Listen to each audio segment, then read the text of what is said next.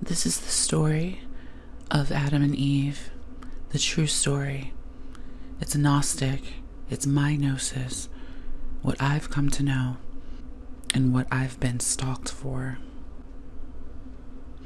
The Anunnaki were melanated beings who proclaimed themselves as gods and bastardized universal and source creation by creating their own flesh bodies. The Anunnaki is the god or the gods that the Bible and Genesis is talking about. Adam and Eve were their first homunculus. As I've said in other videos, the Anunnaki started with miscegenating many things, tinkering with Genesis, tinkering with splicing and genetics, creating things and creating abominations that were dependent upon them. And to Adam and Eve, the Anunnaki, particularly Enlil, who lived 1,000 years, were their god. Enlil and the Anunnaki, when they were creating flesh bodies, like in the hypostasis of the archons, at first Adam and Eve had no spark. They had no divine spark. The conflation is that the divine spark was given unto them, but it wasn't. They were infested with interdimensional beings, deliberately so. Because, like incubating clones in a tube, they would come out and be immovable, not alive, unanimated. And the Anunnaki, just like Solomon did, encouraged and found interdimensional beings, demons, that were trapped within their realms, that were in fallen states because they failed their home domes, to infest the bodies of the homunculus, which is Adam and Eve, so that it could operate. In creating Adam and Eve, they found out that melanin is highly the key to source, and without it, they were able to control the homunculi's sovereignty. And so it wasn't that the Anunnaki wanted to create a white race. They wanted to create homunculi that would listen to them. And the only way they can get a body, the animation of a humanoid, that would listen to their whim, like as if they had computer chips within their heads, was to animate something without a divine spark. Because to them, Lilith was a failure, you see. And to have beings that lack a divine spark was the absence of melanin. It is not personal. But I understand if it is personal, especially if you are someone who thinks you are better because of the way that you look. When the Anunnaki created the homunculi, it had to disseminate and splice and disseminate and splice, creating the different blood types. The original blood is Rh negative O. It's obvious because everyone in the world can take O negative blood because we all disseminate from it. The homunculized blood is AB positive. And just as the blood has weaved its way through all peoples and all cultures and all ethnicities, so has the ability to be Nephilim. And just as anyone can be Nephilim, anyone, even a Caucasian, can have a divine spark. The homunculi and the Caucasian are not exactly the same.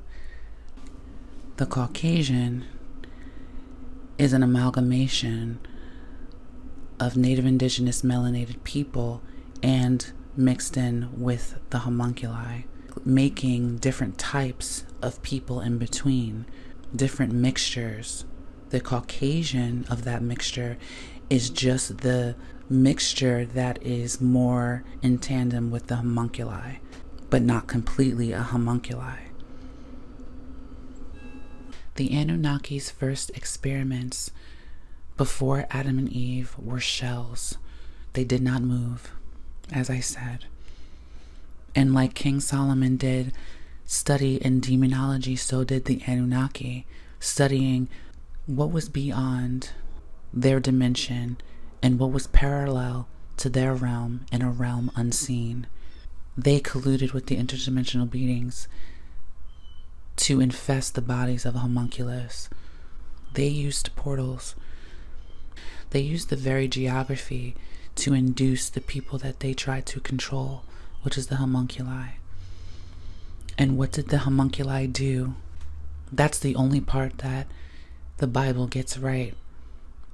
The homunculi, the Nephilim that were giants, that were small, that were chimera, they took after the Anunnaki and took advantage of their privileges the Anunnaki gave them, and were debaucherous across the whole world, not just that one region.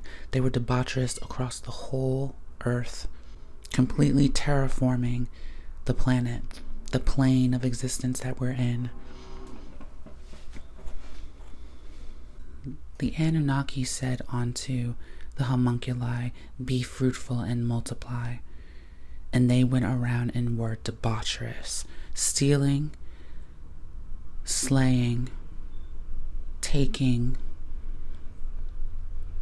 as jealousy prevailed over the earth, where attention became currency. The Anunnaki made these homunculi with 6 fingers and 6 toes, as they've bred themselves. The Anunnaki bred themselves to have 6 fingers and 6 toes as well. They played with their own genetics. Like I said, they thought they were better than everyone else. They thought they were gods. And they thought God was man. Lilith was one of their first experiments, as they tinkered and dilapidated melanin within a population of people. They begat albino people. And the character Lilith is the symbology of the first albino woman, who was still very much a melanated woman, but she was albino. She had a divine spark, which is why she was rebellious. Which is why she was rebellious. Do you see? The Anunnaki wanted an army. They wanted followers. They wanted to be God amongst men. And there was too much rebellion within the people that were melanated. They followed the Anunnaki, but they didn't really listen to the Anunnaki.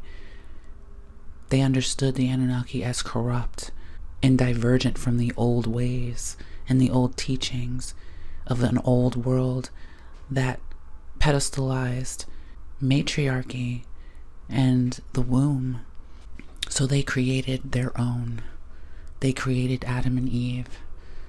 They created Lilith, and she rebelled. That wasn't until the Sodaboth came, and the Sodaboth was the rebellion within the Anunnaki that saw the faults of the echelon who tinkered with Genesis and genetics. The Sodaboth rebelled with Lilith because largely their creations were created as intimate slaves. They didn't know anything. They had no knowledge of pain or what was to come. They were perfectly incorrigible. Adam and Eve were also Nephilim. They were Nephilim because they were infested with interdimensional beings that came from dilapidated realms, and they were genetically predisposed to a fallen state. That's what made them Nephilim. Their infestation and their dilapidation of their evolution, the halting of their evolution, Nephilim does not mean giant. Nephilim means descended state, fallen one, not fallen angel, fallen one. Someone who de-evolved from dilapidating their spirit, negating their source. There's been a subversion of this so that the people who play at the pinnacle of material hierarchy in this beast world can have cognitive dissonance about where they come from. The homunculi, when the Anunnaki created the homunculi and Adam and Eve were, as I said, intimate slaves at first. But that wasn't entirely what made them debaucherous. Their debauchery came from coercion and trying to impede indigenous peoples of every land and their sovereignty. It wasn't just the Nephilim that were charged with debauchery, it was the Anunnaki as well. The homunculus were easier to control. And when their debauchery became so apparent that the Sawdaboth grew, the rebellion within Anunnaki grew, and there was an attempted coup where the Sawdaboth took on the Yaldabaoth. And just like the mad scientist who regretted Frankenstein, so too did the Anunnaki regret their creation, and they, the Anunnaki, flooded the earth. Hence the story of Noah, where the Sawdaboth warned Noah, but not just Noah, warned many native indigenous cultures around the world. And at that time, DNA was important. To not include any of the remnant of DNA inside the native indigenous people so that they would be saved. We didn't all come from Noah. That would be preposterous. Many others survived the flood.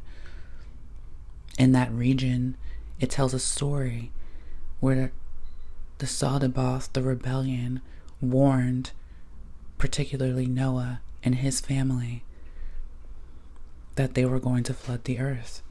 And it was because Noah was genetically quote-unquote pure. And so life has a funny way of repeating itself.